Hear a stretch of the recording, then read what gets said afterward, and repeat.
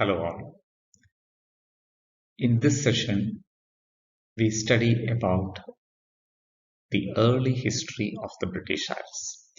Hope we have already got an introduction to what we mean by the term British Isles, the various lands that constitute that, what is the meaning of a Great Britain, what's the idea behind the term the United Kingdom, and the various constituent parts like England, Scotland, Wales, and Ireland.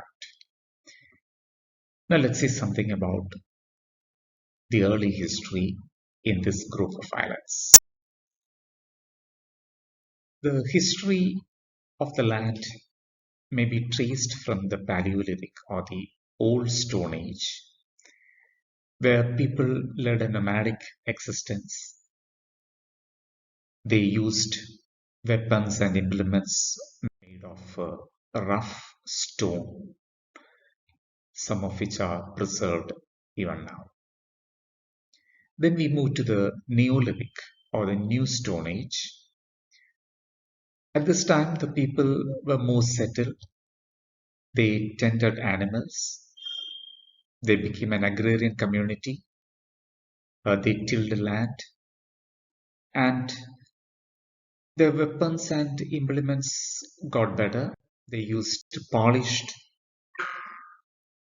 materials. And you can see an emergence of artistic elements also into their handiwork. Then we have the Metal Age. First the Bronze Age and then the Iron Age. From here on, we see the emergence of conquerors and conquests to this island. We have a better recorded history at this time, and we can identify a few conquerors, the Iberians, the Celts, followed by the Romans, then the Anglo Saxons, the Danes, and finally the Normans, the 6 conquerors whom we call the Lords to the British Isles. The Iberians, they come from the Metal Age. Why we call them the Iberians? They are from Africa and they came through the Iberian Peninsula. Their physical features, they are dark-haired and short stature. And in the later literature of English, these Iberians, they are identified as fairies or brownies, the little people. And we believe that they are behind the creation of the Stonehenge. Now the Iberians are predominant in the blood of Wales, Ireland and Scotland. After that we have the Celts. A few centuries before the Christian era.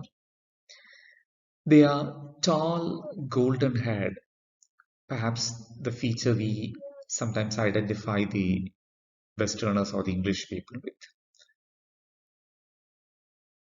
Their control of England or the British parts of British Isles was from 700 BC to around 43 AD.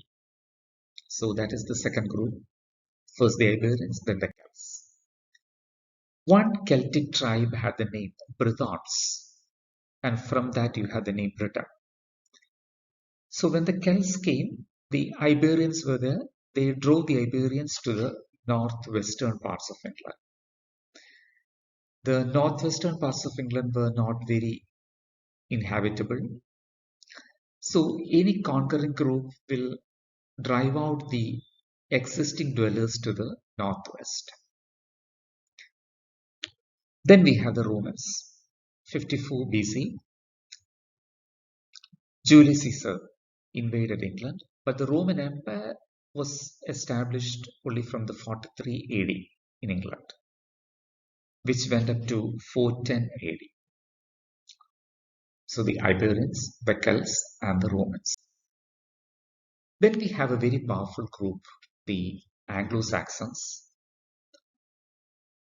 Though the Romans left a bit earlier, England or the British Isles had to wait for quite some time before the Anglo Saxons conquered them.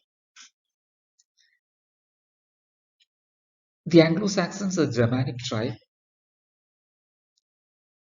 they have three popular groups: the Angles, the Saxons, and the Jutes. And the name England, it comes from Angland, the land of the Angles. Even as we have the Anglo-Saxons in British Isles, there was the invasion by another group, the Danes. They invaded England twice, but they did not have a very long-standing impact upon England. However, the influence of the Danish invasion and the Danish existence is seen in certain ways upon the literature and language of the land. And finally, we have the group, the Normans, uh, conquering England under the leadership of William the Conqueror.